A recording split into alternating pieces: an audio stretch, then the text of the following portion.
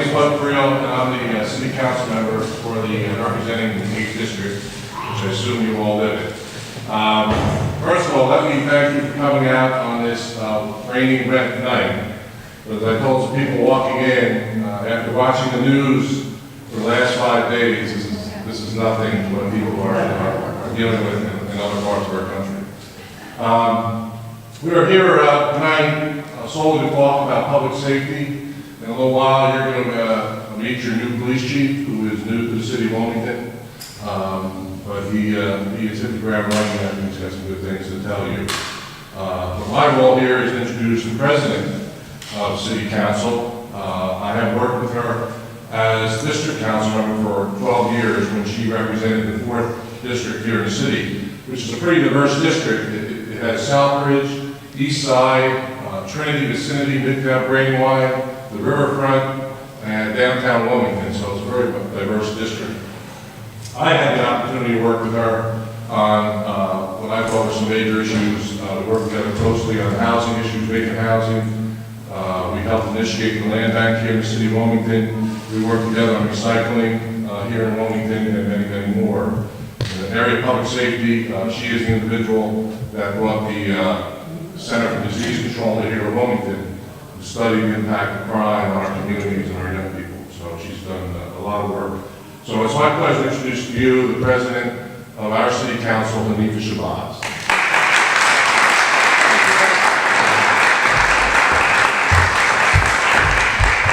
Good evening, everyone. I'm glad everyone came out in this, what I call liquid sunshine. And again, thanks to you, Bud, and the 8th District for your attendance this evening, for joining us for what we've entitled Community Conversations with City Council. Before I begin my remarks, I would like to acknowledge that we've been joined by, and I don't see any other council members, but if they were here, I would definitely announce that they were here. I believe strongly that civic engagement is a critical component to our ongoing efforts to address and resolve the multitude of quality of life issues that face our city. It is that same belief that guided me in the efforts to establish the community conversations with City Council. Often during the Civic Association and neighborhood planning meetings, your council representative is your first line of defense when addressing local issues. And when it comes to solving issues at the local level, we must listen to you and include you in the resolution of those issues. As council president, my goal is to engage Wilmington residents in their neighborhoods to share important city-specific information, but more importantly, to listen to you. And that's what Community Conversations with City Council is all about. And as you might imagine, public safety is the #1 concern of residents, businesses, and visitors of Wilmington. In some instances, it hinders our efforts to attract employers and jobs to our area. To this end, I felt that it was imperative that public safety be the focus of Community Conversations with Council initiative. I felt that it was equally as important to partner with our Wilmington's new police chief, Robert Tracy, and introduce him to the diverse communities across the city. I've had the pleasure of meeting with Chief Tracy, and I'm speaking with him about our great city and the important work ahead of us. I can tell you that Chief Tracy is qualified, capable, and committed to reducing crime, employing and redeploying the strength and file in a more efficient and effective manner, and strengthening the relationships between the police department and the residents of Wilmington. Chief Tracy has a proven track record of using data-driven analysis and good old police ingenuity to address and reduce crime. He's done this in New York and Chicago with our collective support. I'm confident that Wilmington will realize similar successes. Again, I want to thank you, Councilman Freel, for hosting us tonight. I want to thank Chief Tracy for partnering with City Council and sharing your vision for our city. But more importantly, I want to thank each and every one of you for coming out and sharing your thoughts, suggestions, and ideas for moving Wilmington forward as a truly great world-class city that we can be proud to call our own. Thank you. And now I have the distinct pleasure of introducing Chief Tracy. He's a 30-year law enforcement veteran from New York. He was recently Chief of Crime Control Strategies for the City of Chicago. And while their Chief Tracy strategies, policies, and restructuring resulted in a 30% reduction in overall crime during a 4-year period and the lowest overall crime rate in 50 years. Ladies and gentlemen, I'd like to introduce Chief Robert Tracy.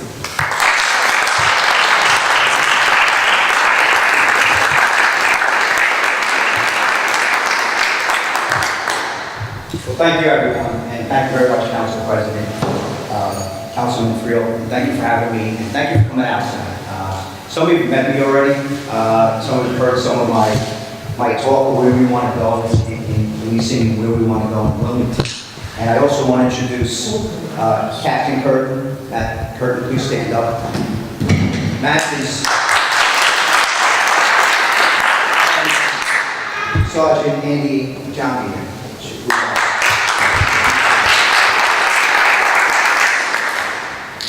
So one of the things that I really have a philosophy on how we want to do community policing, and one of the things that starts with our captains. Captain Matt Curtin is your captain in Sector 3. The city's broken up into 3 sectors. And what we do, and it's just a great acoustic, and what we do in the city, and I actually inherited 3 sectors, and each sector has 3 districts. So it's District 1, District 2, District 3. You're in District 3, Sector 3, and this is District 19 in this area that covers this area. So it really goes from Highlands down to 40 acres, and it goes down to, how far down? It goes down to the city line, hugging the line close to the west side of the city. Yes. So when we look at our crime statistics, we break it down into the areas. So, and Matt Curtin is really the quarterback of Sector 3. Because Matt Curtin has about 36 police officers at his disposal for long-term solutions and sometimes quick fixes and quick solutions that we can take care of. And that's where I really want to be. The philosophy is everyone in our police department is going to be doing community outreach. Everyone in our police department is going to be walking footposts when that answering calls for service. And we're doing direct patrol based on crime analysis like the Council President talked about during my introduction, but also where your community concerns are coming in, what your concerns are, we need to hear them, and we need to be out there and address them. And that's something, I think, not only in Wilmington, where we've probably had issues, but we've had issues in other departments that I've been with. And sometimes we end up with technology chasing the radio and 911 calls that sometimes we forget to get back to the basics. And you have to reintroduce yourselves back to those basics because it can be done. It can be done. When I took a look at the analysis before I came aboard in Wilmington, almost 40 to 50% for our officers answering calls for service, and I'm being very conservative here, is waiting for a 911 call. So what are we doing 40 to 50% of our time?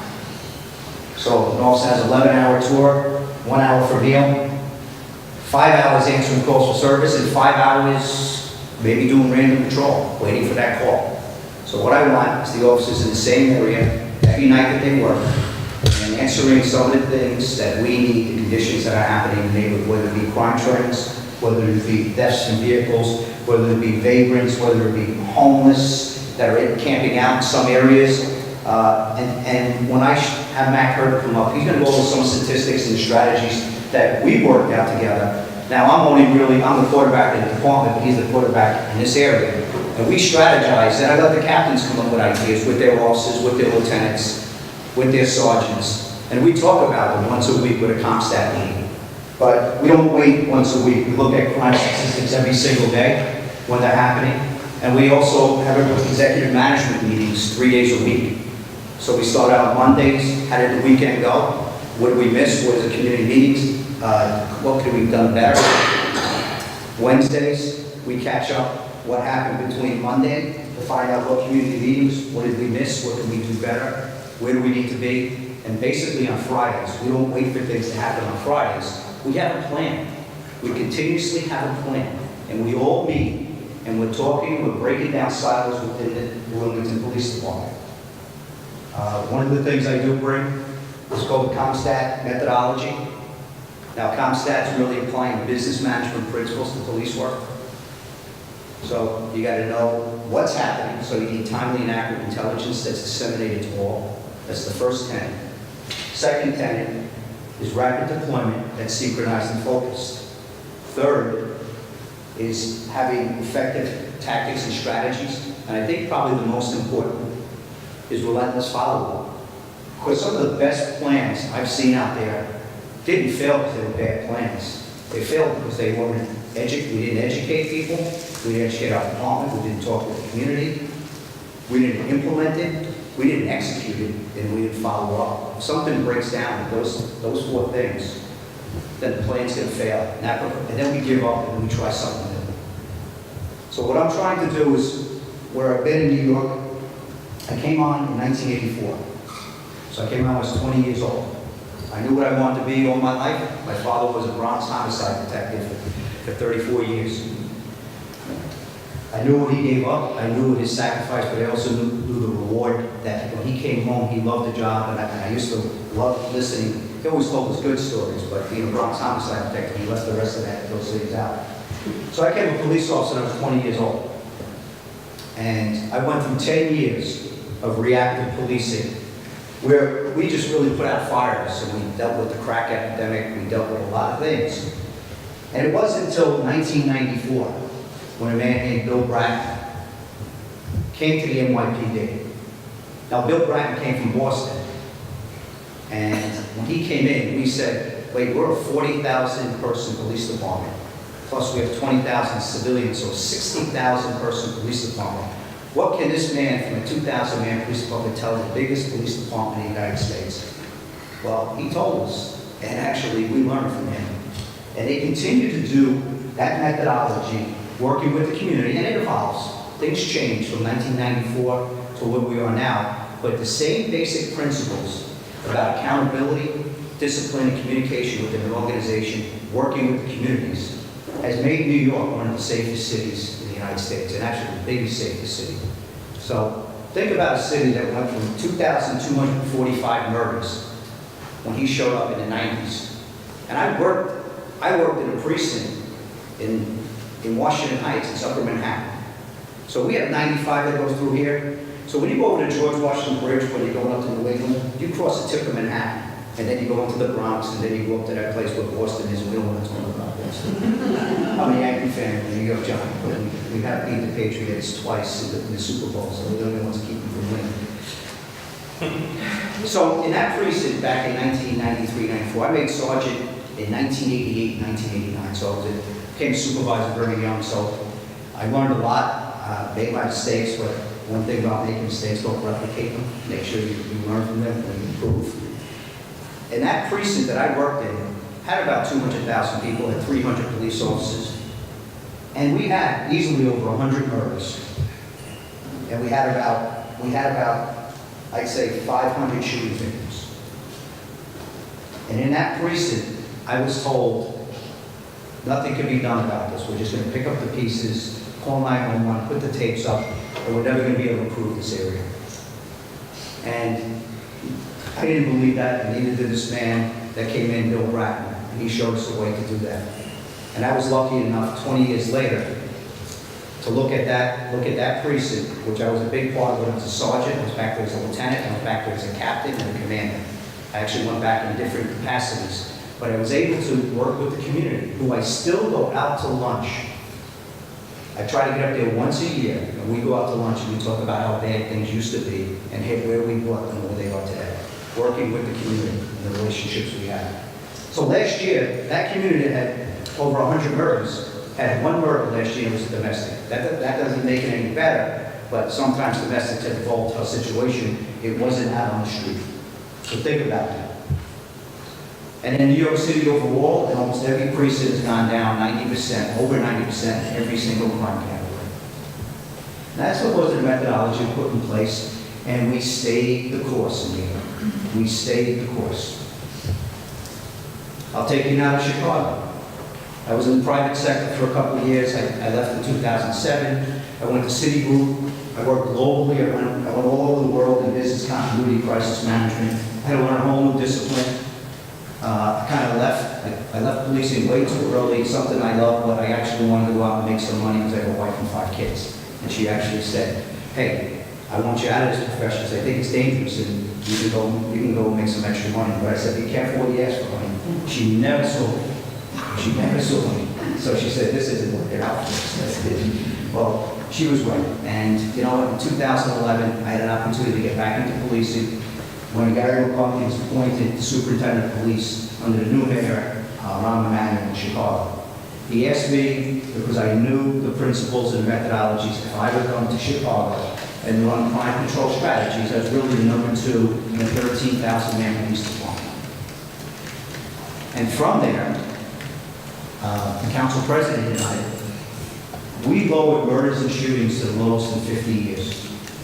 And then in 2013 and 2014, we lowered them again. And we also dropped down, it was a 30%, but by the time I left, it was a 40% reduction overall crime. And where I talk about sustainability, sometimes you can hit bumps in the road, and there was a controversial shooting in Chicago. And that has gone through the due process. And I'm not really going to get into it, but that due process is going to trial, and everything's being looked at as the system was made out to be.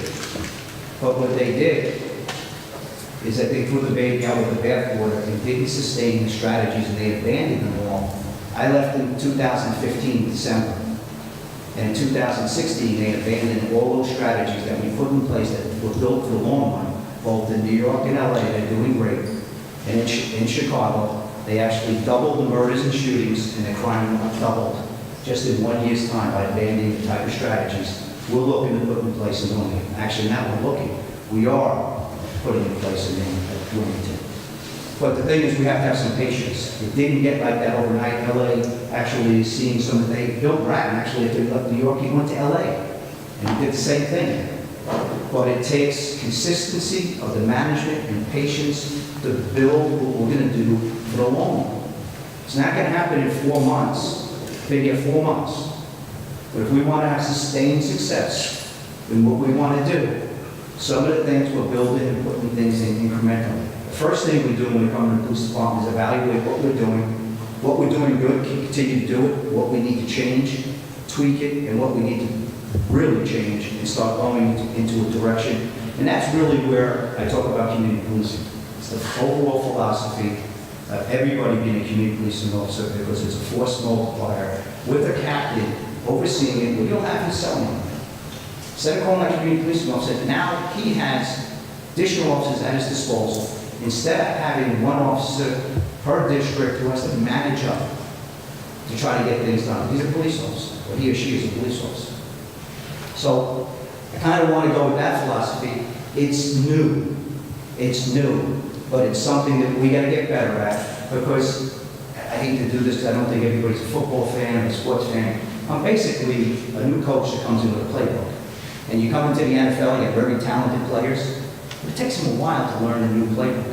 You build up the basics, they're good athletes, they know what to do, they've been playing ball all their life, but then you kind of change some of the things, and you got to practice at it, and you got to make it part of their DNA. And then we get better at it, and we get better at it. And then we look at what's not working, or why it's not working, and where did it break down. And that's why we keep continuing to have those reviews. So those are some of the things we're doing.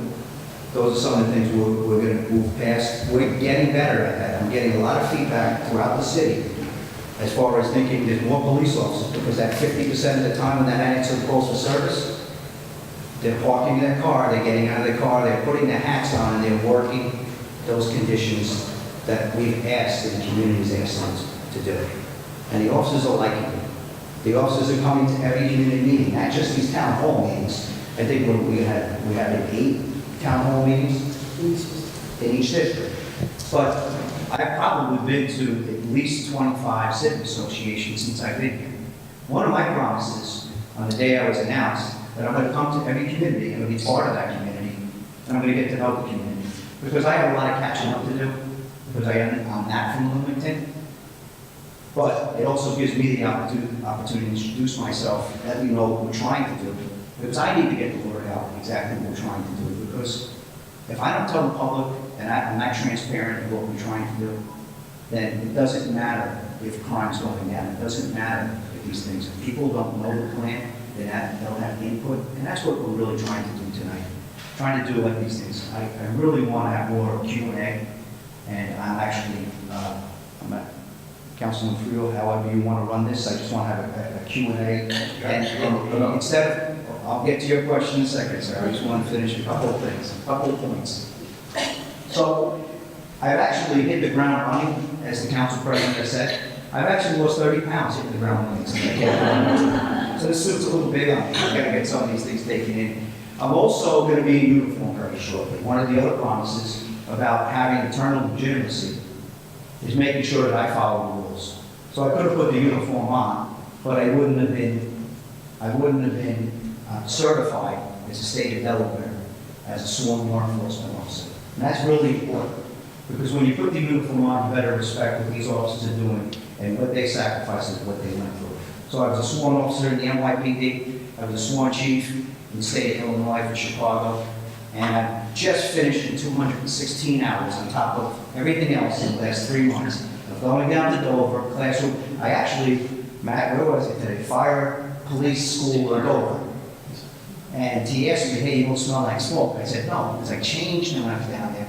I changed my clothes so I didn't smell like smoke, so I didn't get stuff in my car. And I took a quick shower and ran over here to get this meeting. But that's, I'm finishing up. So it gives me the option to be in uniform or come here in a suit. But more and more, I get to put the uniform on because it's about legitimacy of what we're trying to do and leading by example of some of the things that I try to do.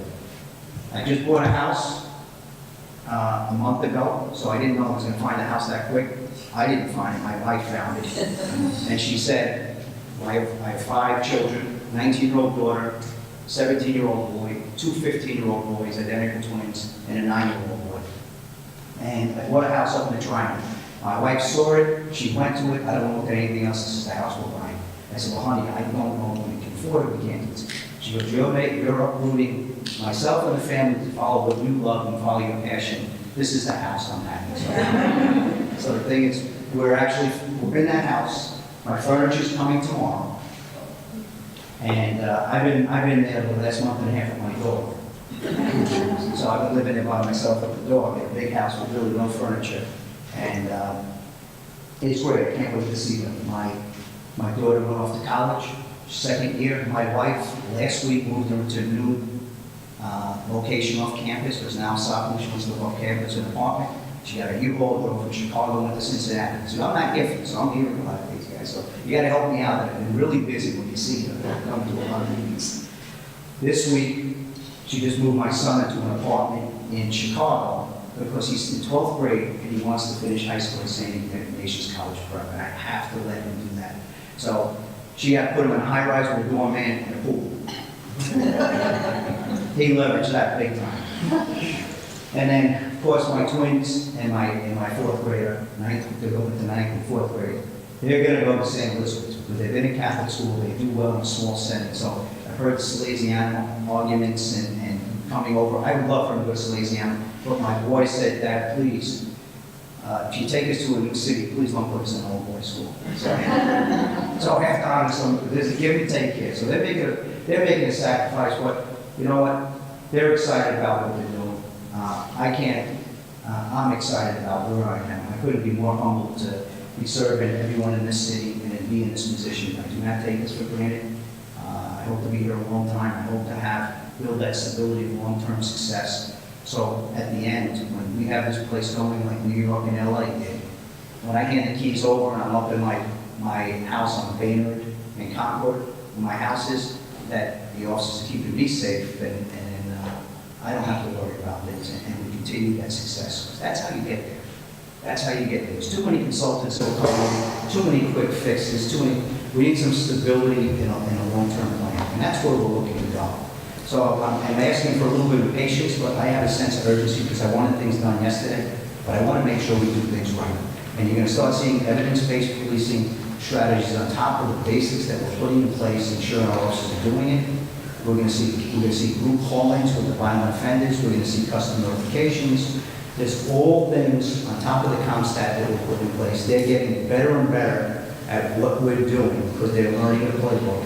We have very talented people Wilmington Police Department, so I'm proud of how they're coming along, and, you know, we're gonna do good things, and so I thank you very much. I'm gonna open it up back to Councilman Freel. We're gonna be here all night. If you do not get your question in, or you don't want to talk in front of the audience, the captain, the sergeant, and myself, we'll turn out the lights right behind him, and we will answer questions to anybody that didn't want to speak in public. And I don't do it just for here. I've done this in every meeting that I've gone to. I've stayed the duration to make sure that everybody at least gets heard. And then we gotta make sure we follow up on it, because that's how we build credibility with the community.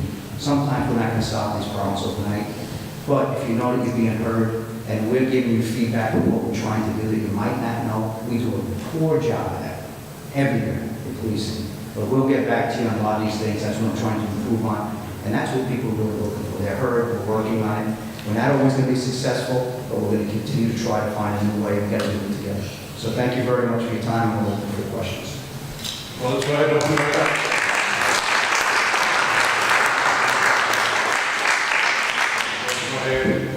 Dennis, so you said. Chief, you're at this point in a district that's been very well served by the police. We've lived here 31 years, or maybe actually 37 years, but it's a district that actually has a lot more police than it did 37 years ago. I mean, we're not a high crime area. You know, we have little bumps and you know, and it's problems, but it's not the big, serious, violent problems. And certainly, it's in our interest that those get reduced, because that reflects on our city. What do you think is a reasonable time for a new coach to kind of start getting results? You know, you know, I do think that you've got some terrific officers. Every single one I've met are really top-notch people.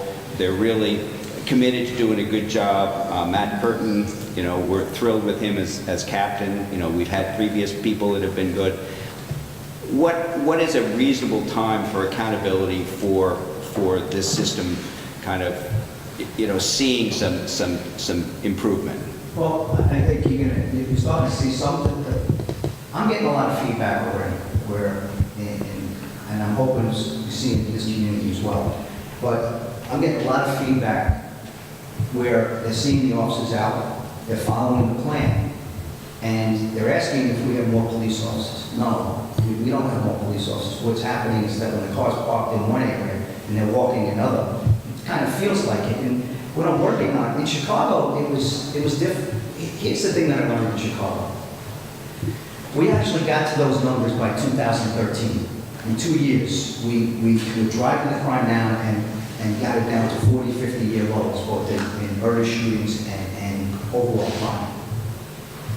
But the city didn't feel any safer. And I think what we missed the boat, we were putting the same officers on the same beats, and they call it beats instead of districts in Chicago. They call it sectors in New York. So bear with me. It's geographical integrity. And the area where I want my officers having ownership work in that area, because if I move my officers around, and if they're in the northeast side one night and then they're working down in Southbridge the next night, who do I hold accountable, and who gets to know the conditions of what the community's talking about? So it sounds kind of simple, but if you don't stay on top of that, that's organizational discipline, that's organizational communication, making sure what we need, it's an understanding. So I think I'm starting to see some of that already. I'm very pleased compared to another place. So that's an internal thing where I'm seeing things and feedback from the community. The crime, I think there's going to be natural points. You're going to look at the end of the year, people are going to say, okay, what happened in the year, although I came in April?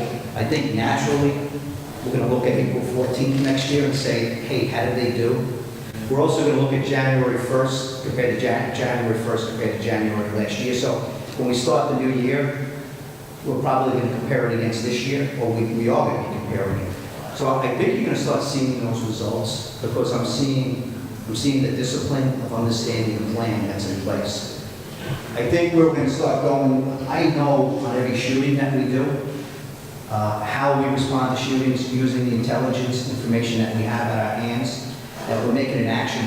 Who's the associates of the victim? Who's the ones that are going to do the retaliatory shooting immediately? and then we make sure that we stay on them and all the methods with our federal and state partners. And those type of things, we've prevented a lot of shootings because we've identified those individuals and took them over with guns that would have retaliated. Not in this neighborhood, but in some other neighborhoods. Some of the things, feedback that I'm getting when I come back, some of the community meetings I've come back the second time, they say thank you. And when I'm hearing a lot more thank yous, they say we got a lot more things, that means the officers are responding to their needs.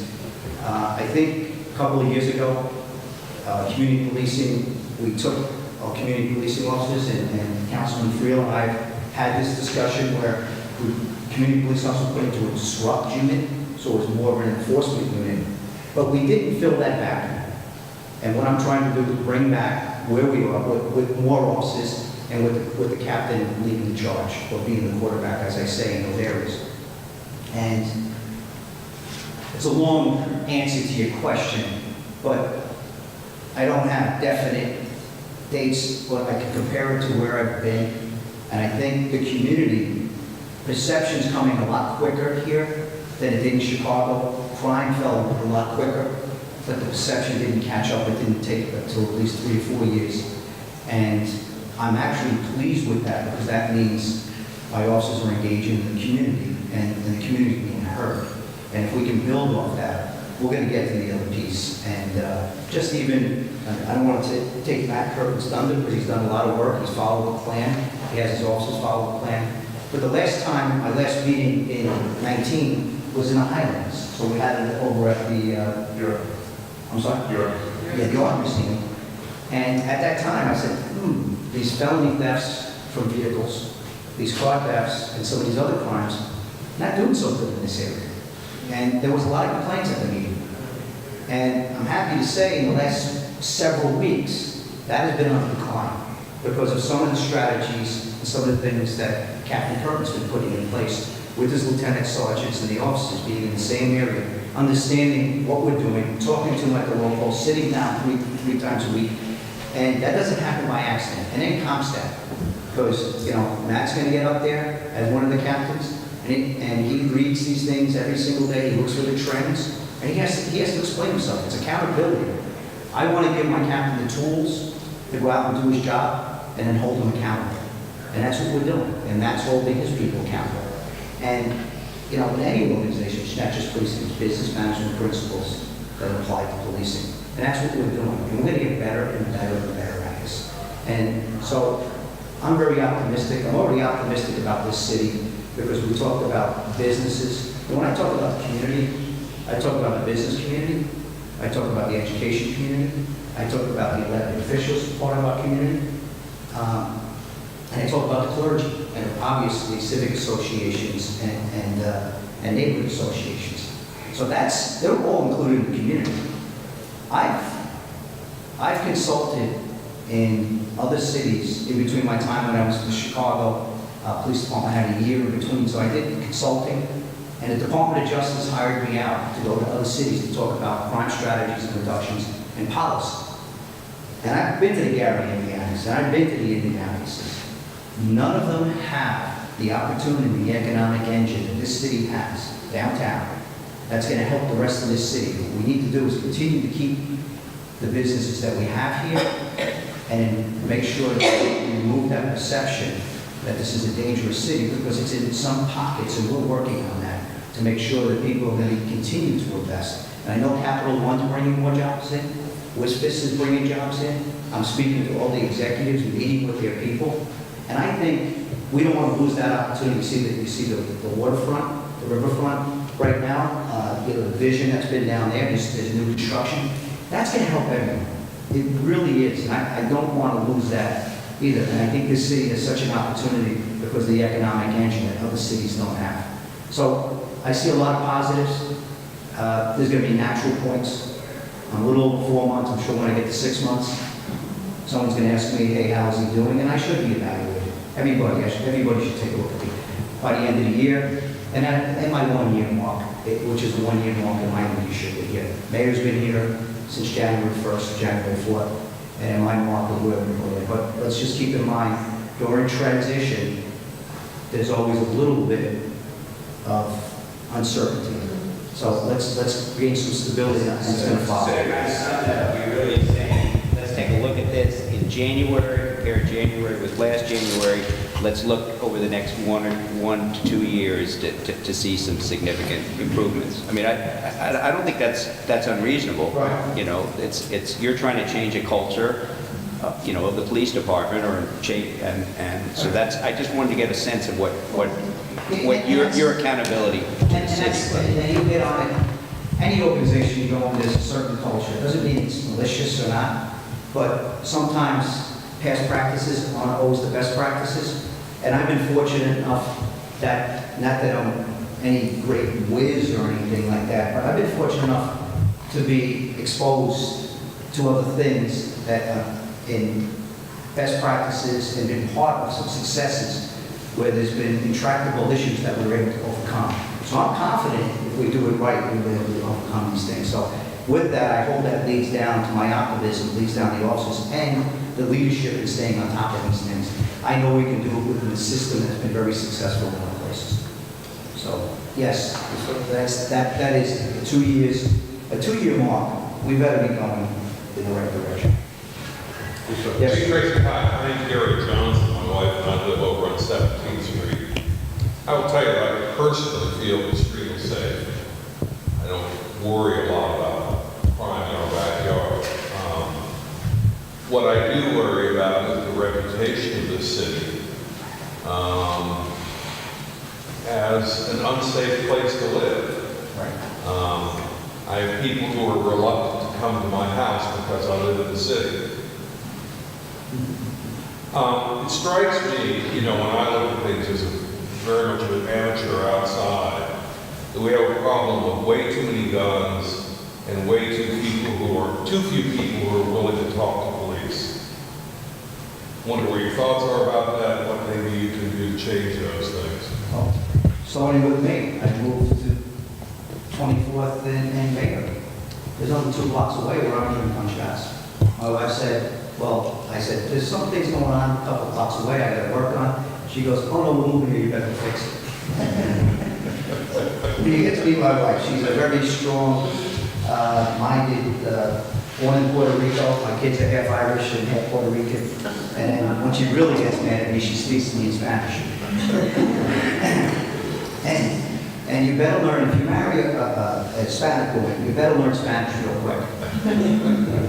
And the reason being, but I kind of knew a little bit because I worked in the South Bronx, I worked in Puerto Rican neighborhoods most of my career. But when we got married, her mother showed up with some bags. And I thought I was agreeing to once días, 11 days, but I actually agreed to once años without listening. 11 years later, she finally moved out. So, but you're right about that, and I think it hit on the end with the businesses, trying to draw the businesses in. But going to these communities, they want to be just as safe, but have some of the violence as well. The amount of people in the community. But how do we overcome it?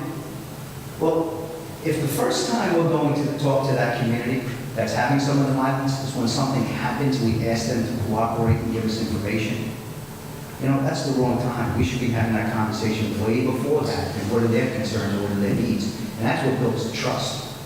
And that's how we start solving, that's where we get the clearance rates. And then they see the support of the police, and we all work together where they're not as afraid anymore to come forward.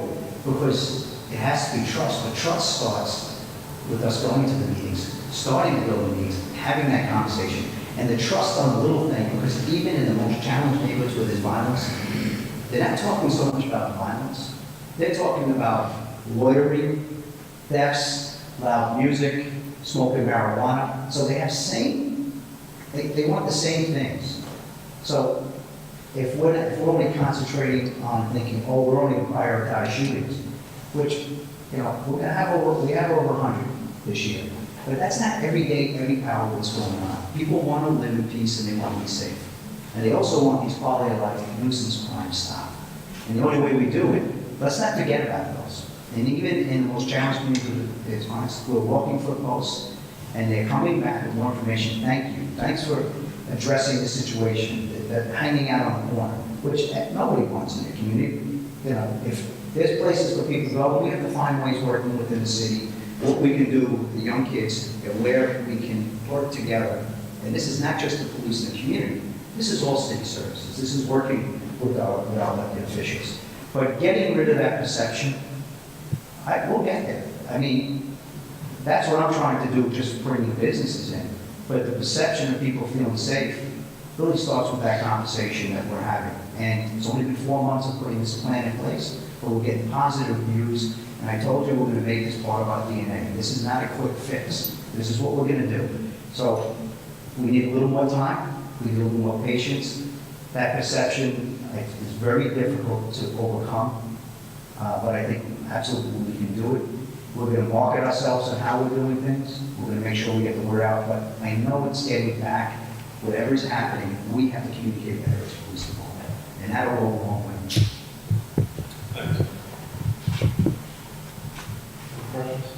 Yes, sir. I'm just very, you're implying policing involvement. And We're sorry. well, I'm curious, why is involvement of Chicago now? Why isn't everyone copying what you are doing? Because it's really, really, really hard. And some people don't want to put that effort in. It also, you need to take politics out of policing. And sometimes politics has been infused into those departments, and Chicago is suffering for that. And I don't say that because I'm not there anymore. I'm very proud of the work we did. I love Chicago. I'm selling, my house is closing. I'm selling my house on the 31st. And I'm really upset because I really love that city. And I'm disheartened to where they've gone. But politics got themselves infused with policing. And I said, sometimes it's tough to get it back out. And that's why Chicago's having that issue. That's why Baltimore's having that issue. And, you know, sometimes it really starts with the leadership. And when I was encouraged, you know, I was in the private sector. And I had my wife, I worked for a national company. I was also working for the Department of Justice. And I was asked, would I take an interview for Wilmington? They're doing a nationwide search. So the company they hired out called me up and said, this is the type of city where you've had some success, although it's smaller, but it has the same type of issues. I love policing, it's my calling. I didn't think I was going to get back into it. And my wife goes, go ahead, there's 35 candidates. She says, I'll support you, whatever happens, happens. So I did take the interview, but I did my homework. I wanted to make sure who's the leadership that's in place. And I saw a man, Mike Kozicki, and I'm not saying this because the man hired me. I'm telling you the truth and why I took the interview. I saw a man with vision. I saw a man that wanted to stop crime, wanted to reduce crime. They all say that, but he had a vision. I also saw a man that's running late in his life, independently wealthy, and is he looking for office after this? And I saw no. And I said, this is a man who's probably doing it for the right reasons. I'm going to take this interview. And after having 35 candidates, I was the last person standing, very fortunate. My wife never thought it was going to happen. She supported me, and then she did bold when it did happen. So yeah, she said it in Spanish. but those are the things that I'm looking at. Those are the things that I see that happened in other cities. And we can't get caught around the axle. And you know, in policing, we might have something controversial that's happened before in the city. What we have to do is handle it as transparent as possible. Let things take their course. Let the leadership, and I'll be out on the front of this, whatever way it goes, but let's stay the course. Let's not let politics take that over and sustain all the good things that happen. Don't let one incident turn the city upside down. And those are the types of things that happen to those cities. But New York and LA, at the same time, you had the Eric Garner incident in Staten Island. They called it the chokehold incident, where the guy died from asphyxiation. He really didn't die from chokehold, and I really didn't want to get into this, but he died from him sitting on his chest holding him down. They shouldn't have done it, but it wasn't intentional. Also, LA at the same time had an incident where they shot an unarmed homeless man, but they met it head on. They let it have to go through a due process, but they didn't start firing the police chiefs and firing this. They really stayed the course, and that's what we need to do in Wilmington. And I think a lot of the police departments have to do that. And sometimes just say, we gotta stay the course. And most cities have, other cities really didn't. And that's the big difference, though. I think they've allowed themselves to get caught around the axle, make changes and continue to make changes, and it becomes more political than it does for sustainable success. I hope that answers your question.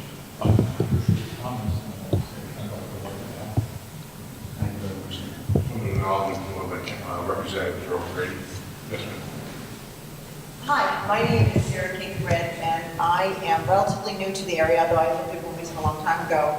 And, you know, when I was How coming... new are you to the Pardon me? How new are you? Just the last couple of months. When did you get here? Oh, when did I get here in May. Okay, welcome to Wilmington. Thank you. Okay, But, you know, my family been here a long time, I so... just wanted to say that to someone. Well, thank you. I'm newer than you. Anyway, what I was saying is, you know, when I came, you know, people were like, why would you ever go back there? It's the murder capital, you know, this kind of thing. So I'm encouraged, very encouraged to hear your comments, because the other thing that I got turned on to when I came here was for somebody to cut my grass is this thing called Nextdoor. And boy, everybody is on Nextdoor. And if you read Nextdoor, you think there's nothing but bikes being broken into, and houses being broken into, and people breaking into cars. And so I guess I have two things that are on my mind. One is I would encourage, whether it's the police department or the city of Wilmington, to be active on sites like that, to be active on Twitter, to be out communicating some of these great things that you're telling us, because I don't read that. All I read is the nervousness in the neighborhood.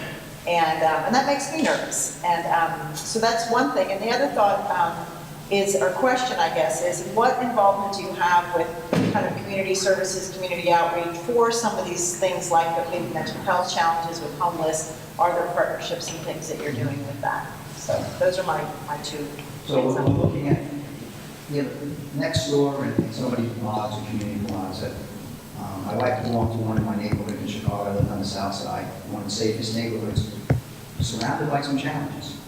And it was a diverse community, so it's very diverse in the areas we live in, but that showed the community that is on top of these things, and that's reporting these things and saying this is what's happening. It's the thing that's going to keep that community safe. As far as monitoring for emergencies, no. Are we monitoring and seeing some of those things? Yes, our communications people see these things, and there's a comment that sometimes it's in a negative light. What do we need to do a better job? Yes, we see that. But if it's something that's an emergency, and I had this question when I was just at the Triangle Neighborhood Association, so not only did I go there as the chief of police, I went there as a person that lives in the community. And they thought I stayed at the end to the meeting because they were special. I said, no, I do this for every meeting when you walk in the door. But they had asked me why am I not monitoring that? And I said, I just don't have the bandwidth and the capability to do that. But if an emergency happens, and I told my wife, and I told her on the blog, in Chicago, I couldn't monitor as a chief, but if something happened, you've got force multipliers, make a decision. If it's happening in real time, that's an emergency, call 911. So we have description, we have this person might be breaking the laws, call 911. And you know, in the Triangle neighborhood, people said, well, they didn't respond. They said, well, who did you call? They said, the non-emergency number. I said, well, that was an emergency. Yeah, well, I was more thinking of being proactive as opposed to monitoring and following up. Right. Just kind of share some of your successes on there, you know, through your communications department or something like that. Right. So those would be usually positive things. And that's some of the things that coming to these meetings, starting to get better at this, having the same people, having the captain at the meeting, having the sergeant, having the officers. We haven't done a good enough job following up, and that communication really is on us, and we're going to get better at that. That's one of my top 5 things coming into an organization. First, taking a look at it, looking at the crime, doing the analysis. The communication back to the community is one of the things that I know we didn't do a great job in the beginning in Chicago, and I'm not going to make that mistake here in Wilmington. And we got to get back on it. So I hear you. We're looking at these things, and you're absolutely right. The second thing, outreach, homeless, mental illness. We work with all of them. We work with all of them. Connections, we're speaking with them all the time, what's happening. A lot of times, one of the things about Wilmington is that a lot of the issues that we're having, they're not just from Wilmington. These mental health facilities and some of the homeless, We're like the hub of Wilmington where everybody comes in for their services and then stay for the whole day and then take the last bus out. Or sometimes don't take the last bus out. So we've been working with everyone trying to figure out what's the best thing that we can do. Putting out the health issues, we're making sure that as police officers, we have a crisis intervention training. That is unbelievable game changer as far as getting ourselves in shootings or police-related shootings with someone that basically is not looking to hurt people but does have mental health issues, and then trying to identify that. And we're training all our officers in that. It's nationwide. All police departments are doing that, trying to recognize that early enough so we'll make sure we don't have a tragic situation. And then we got to continue to work with our partners that are trying to do things. Look at the landlords where we're putting people, do we have West Center City is in our hallmark of where we're going to look to create a type of strategy that will replicate in other neighborhoods, identifying who the landlords are, who the banks that own the buildings, abandoned buildings, how can we take them back? And they just try to create a community down there and look at these things. And we have a lot of mental health issues down there. It's all concentrated. And those are the things that we're dealing with. And the mayor is spearheading this. And it's not just with the police. We can't do this alone. I wouldn't profess to do this alone, but we are a big part of it. And we have to sometimes take the lead in some situations and bring everybody else along. So we're the most we're the most forward arm of government because we're everywhere. So unfortunately, we take complaints from a lot of things, and we actually take a brunt of people's frustration. That has really nothing to do with the police, but we'll take that on if we can improve the city. If I could just add something to that, because Gary touched on it, and you touched on the perception idea. And sometimes I think we're our own worst enemies. As you mentioned, we go on these sites and we just bash our city, every little thing. And I know, well, first of all, I feel that we live in probably one of the nicest areas of the city and one of the nicest areas of the state. And I know some of the issues that we're having with the individuals out at night checking door handles and cars and stuff like that. That's going on all over the county. That's not just here up in the Highlands and 40 acres of Delaware. It's going on everywhere. I talk to people, they're going through the same issues. So I kind of agree. Once in a while, we got to get on there and say, hey, this is a good thing that happened. We had an issue, they responded, they resolved it. And not just constantly be kind of putting it down. So that's a role that we have to play as a community. We can't expect them to do that. We have to do that as a community. I know about that. Sure.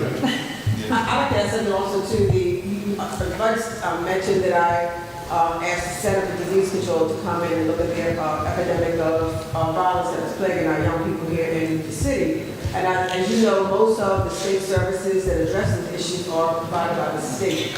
And I'm very proud to say that the county has adopted the recommendations that the Community Advisory Council came up with from the findings from the investigation into his transition plan. So we, this summer, just started with, the first thing we did was to make sure we went a safe environment for our young people. And we did 13 safe havens with extended hours, 13 community centers that stayed open late and then on the weekend so that our children had a safe environment to go into. Of those individuals that worked there, we also made sure they were trained in trauma-informed care. A lot of the actions that our young people who are acting out, some people would say it's poor discipline or they were misbehaving, but really it's a traumatic episode from the trauma they have experienced. So there is not just our policing, and I'm glad to say that Chief Tracy's, his plan is coming this direction to address the violence, and our work with the CDC is coming this direction. So together we're working to address the traumatic experiences that our young people experience through whether it's dysfunctional households, through unemployment, through educational systems, and those service delivery changes are being made through our governor and his new administration. So you will start seeing things change. We're doing trauma-informed care and some of the support services by having social workers in the schools to really identify young people who are suffering from this.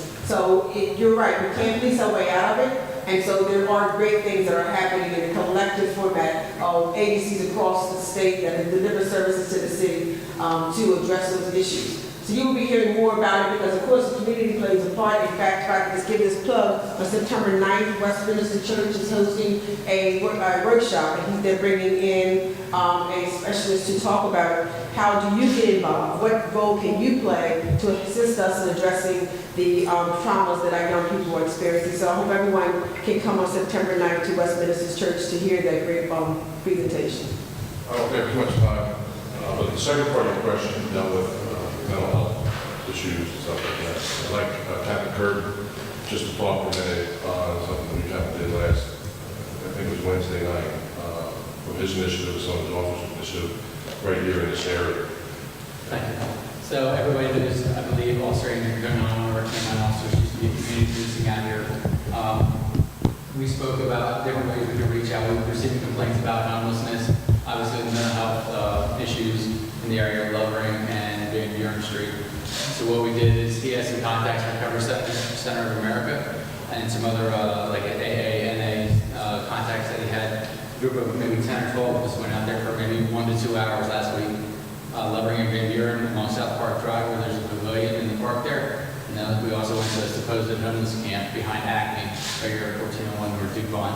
Only found one person there, but certainly our goal is long-term help them, which will in turn help us. So we do see that, and we are trying to make these efforts. Okay. Other questions?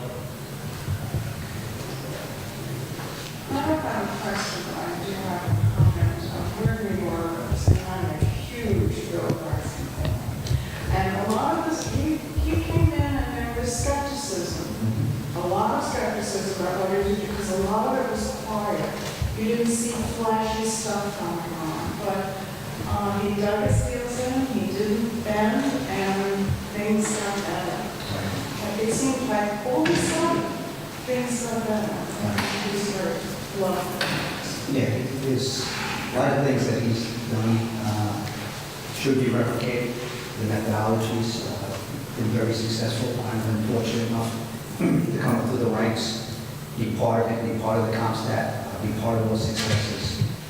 And what I've learned from them, I try to mentor and bring to other places. We've had some successes. That's what I'm hearing. And he really is, he's actually a good friend too. And if I need to call him and bounce something, he'll take a phone call at any time now. So you're absolutely right. And a lot of people try to replicate what he's doing, but a lot of them don't implement it properly. They try, they've never seen it, it's very difficult. But if you come up with a system, that's why I say I'm fortunate now to be a person that can implement it because I was part of it. And it's a lot of work, but it's work. You got the issues. Sir, Joe?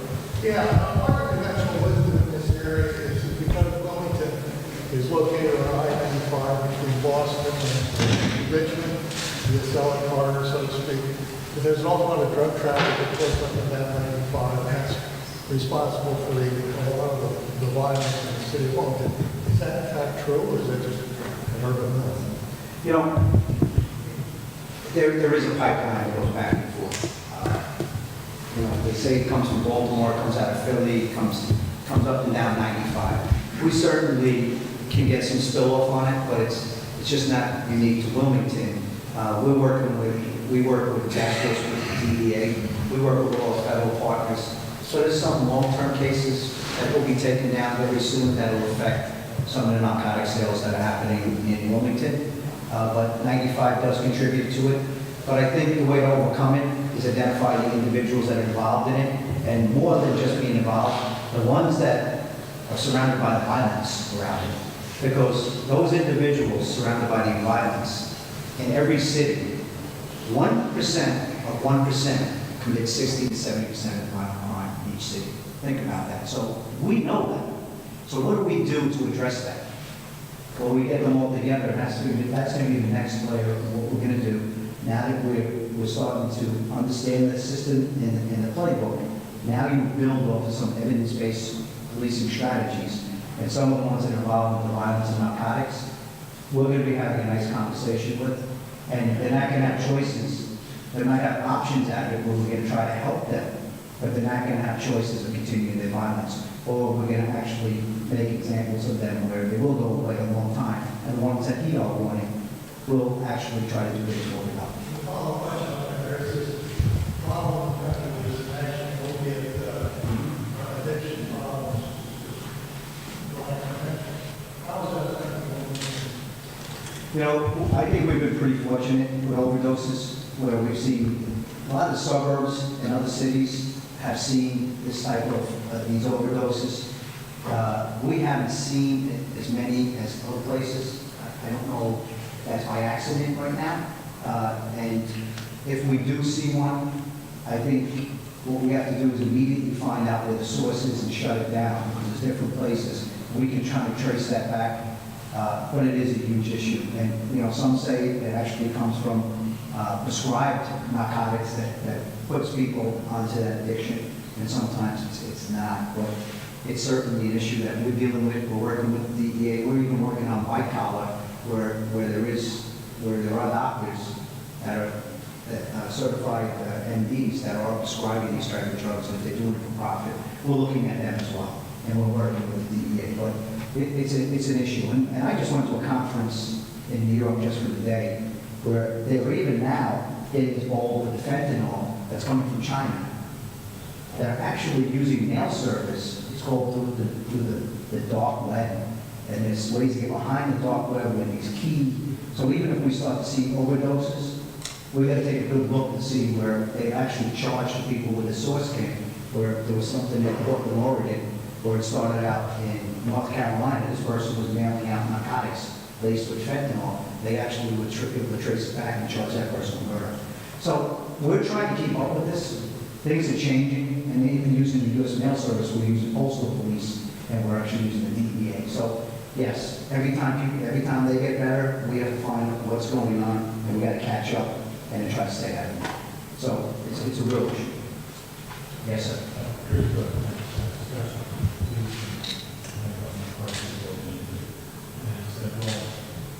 It doesn't matter if we have some courts or not.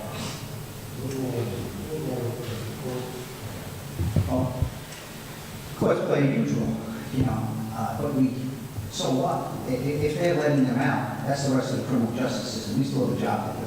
So we don't just give up on that. We got to make sure that if we catch them, maybe there's multiple cases, that maybe they'll keep them in. There'll be a higher bail for that person that's out. Or if there's addiction, maybe it's part of the sentences to get rehabilitation. I can't answer for the rest of the criminal justice system because, you know, there's times when I'm asked, why is that person still in the community? Why is they? And that's where sometimes communities want to talk to us because we do arrest people for a violent crime and right back out. That would probably be a better question where the police is standing here, maybe the Attorney General's office and maybe also the courts should be in these meetings as well. And they can answer those questions. But before I even go there, we, as the police, have to make the best cases possible. We got to make sure that we have probable cause and giving our best cases so they keep these individuals in. And if they're back out on some of these crimes, if we rearrest them for that same crime, maybe they'll keep them in a little longer. So I want to make sure we're doing everything right in our backyard as far as law enforcement before I even point fingers at the rest of the criminal justice system. I think we all can use improvement. Any other questions? Can you reach a conclusion in this retyping in here, whether the approved authorized level of people that are in divorce can lead you to reach your objectives in a timely way? Right. So the question was, can I come to a conclusion of is this the right level of police officers to actually get to a successful ending? Is that fair enough? I have a recollection that when Bill Bratton began his New York enterprise, there was a very substantial increase in the number of Well, he inherited some of that and increased, but he also, the NYPD went from 40,000 police officers down to about 34, and they're still gaining successes. So, and here's what my biggest worry is. You know, we have to be sensitive to fiscal responsibility. So when I come into a department, I came in and one of the first questions that was asked of me, there was a cops grant. And that's from the Department of Justice, where they give you money for additional police officers over your authorized strength. So when I came through the door, I actually came in right after the budget meeting, and Bobby Cummings, on the way out, he took the last budget meeting. And we went down from 319 officers to 314 police officers. And when I walked through the door, they asked me, how do you feel about this cops grant of getting 15 officers over that the federal government will help you hire these police officers? Well, that was all well and good, but the back end of that is the federal government was only going to help us 50% the first year, 25% the second year, and then they fell off the cliff, and we have 15 officers that are over the budgeted strength that the city council approved of what we asked for.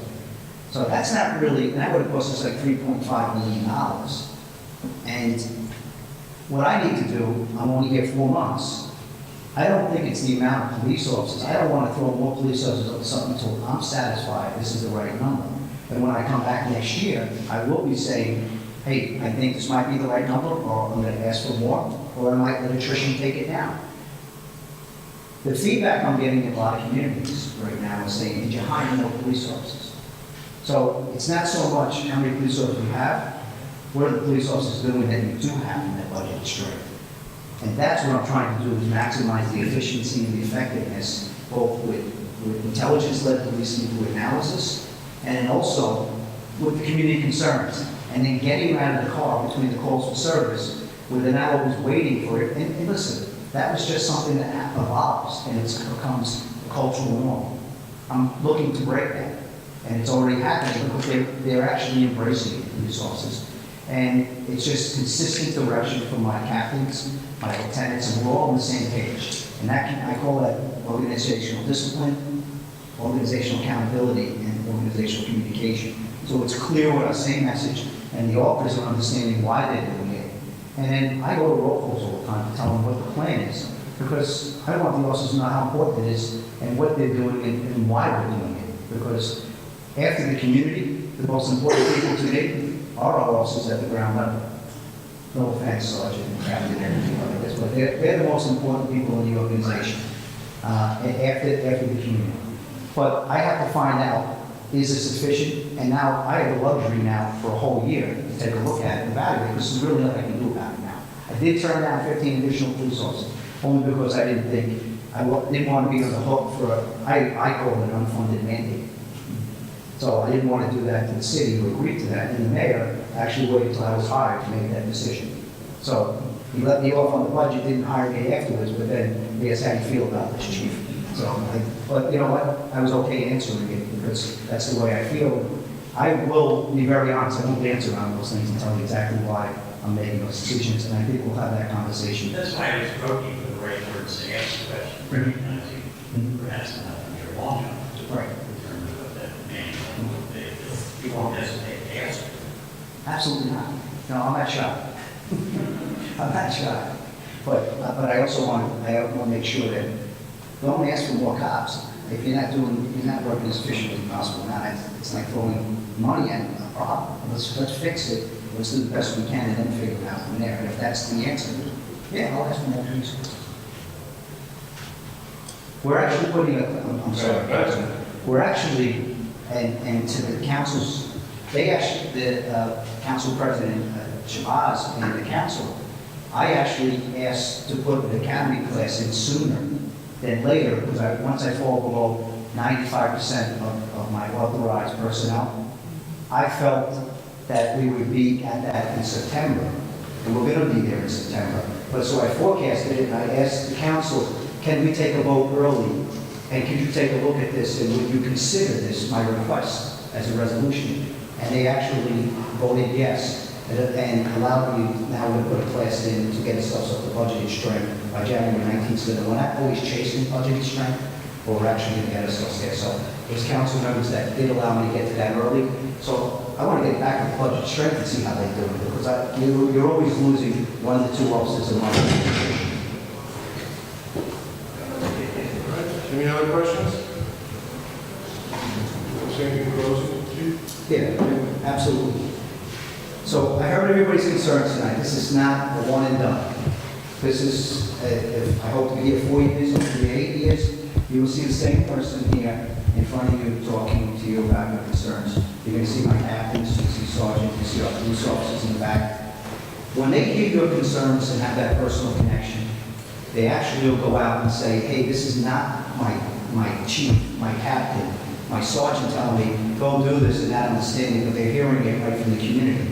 And the more I draw my police officers in, staying in the same areas, listening to your concerns, because each community has their own specific concerns. So if we don't get out there and listen and actually act on that, then we're assuming what we want. And sometimes we think we're doing a very good job, but we're not listening. And that's where it starts. That's where we're going to be. And there's a lot of things that are going to be put in place, and I will be talking about additional strategies on top of this.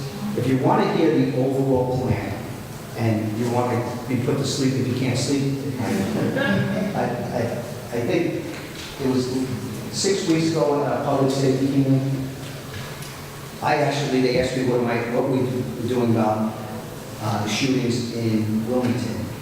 And I said, well, how much time do you have? And I asked for, it was funny because Mike Donahue, the chief of the fire department, he was supposed to go after me. And I asked the city council, can you let him out of here because he's going to be here for a while if I go first. So I did him a favor. We joked around a lot. But on that, if you can bring that up, it will go into a great detail of the overall plan.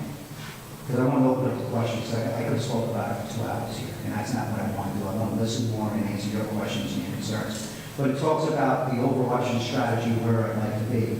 So if you can bring that up, I think it's on channel 22, or you can bring that up.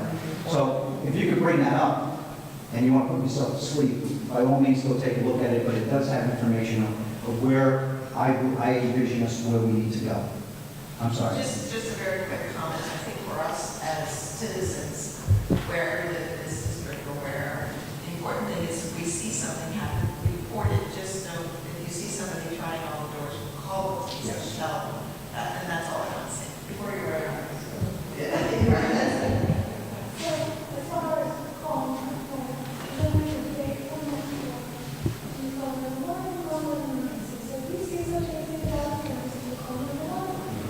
Is it suspicious in nature you think a crime's about to be committed? Is that? Yeah. Oh. Yes. Call, because that's a potential break-in of theft of property. Yes. And if you call 911 and they feel it's not, a 911 call, they will actually make it a non-emergency. Let them make the decision. Let them make the decision. And then if you're not getting the right response, because the nice thing about it's different than when I was in Chicago. The call takers in the 911 system work for me, and they come under me, my authority. So I can actually go back, if you're not getting the right response, I can go back and take even complaints on my 911 takers or dispatchers. So I do review them because I've been in other meetings where they say, I was not treated in a respectful manner. And I go back to the tapes and either that's going to be disciplinary training. So I would rather you call. If you think there's about a crime to be committed, call.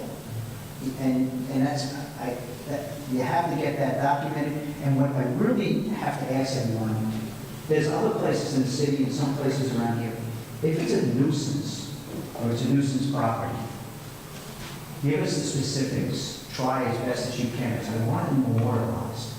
Because if we have to take action civilly, I would love to see it memorialized from a 911 call.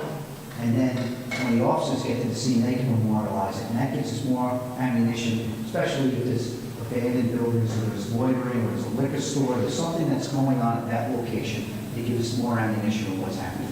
So I say this as a public service announcement to help us do our jobs better. If someone asked, I think it was our first town hall, why do you have to know the exact address? You know who they are. It's the 500 block of West 17th Street, I said, well, the reason we're asking us, we're training our dispatch or our call takers to ask specifics. They're not doing it to break chops. They're doing it by my direction because overall, the AG's office and civil courts, they need this type of information. It helps us actually in the long run solve those problems we can't solve right away, but it actually makes a better case. So that's why we ask those things. I just want to thank everyone for coming out, and we will be coming around in the next round of these kind of conversations. We just, when we thought public safety was the first topic that everyone was interested in talking about, but we know there's other issues. So we're coming back again and maybe next time talking about housing, L&I, other things of that nature. So I look forward to you coming in and having these kind of conversations. Two comments. We just touched on it. If you see something called in, I had an experience a week ago Saturday night, sitting on my front porch in the 2200 block of Shopcross. Here comes an individual down the street. My wife saw him long before I saw him. Hitting every door, a couple of driveways coming out, called the police. They were there within probably 2 minutes. And they caught him on 2200 block killed. That's how quick everything happened. Okay, you want to- right away. Anytime. Introduce yourself, officer.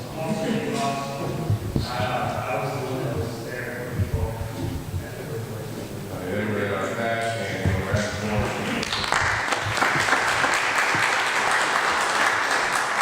Another comment the chief made right again there is one of the things I do want to focus on problem properties in the district. I'm not worried about calling inspectors out, citing everybody from the chip paint or this and that. I want to focus on the problem properties, whether they're rental property, or living, or vacant property. So if you know some, please send me an email with the addresses. As Joe and Pat knows, it takes a little while sometimes, like 20 years on the one dirt block. So we got it accomplished. But if you do know properties, please send me an email with that, because those are the ones I want to focus on. We as a council right now are looking at a lot of the housing code stuff, so that we are really focused on problem properties. They're not as big an issue in this district as in other districts, but we still have some issues here. Let me thank everybody for coming out tonight on a very wet night. We really appreciate it. Like the President Chief said, we'll be back for some future meetings. Thank you very much. Well, I thought it was a good event. First of all, we have a new police chief here in Wilmington. He's been with us since around the middle of April. Some people have got to meet him, but a lot of people haven't met him. So I thought it was good that he was able to come here tonight and, being new to the city of Wilmington, talk about his policing philosophy and where he wants to take the department. And I just thought that was very important. At the same time, I thought it was a good session because it gave the community a chance to ask him questions and talk about some things that they observed over the years, and for him to respond to that. And you know, I always think it's important that when we talk about community policing, that's a two-way street. It's not just the police; it's the community helping also. So I thought it was an excellent session. I think it's a great idea that that President Shabazz has initiated here with having these community conversations, and I hope we keep them going over the next couple of years.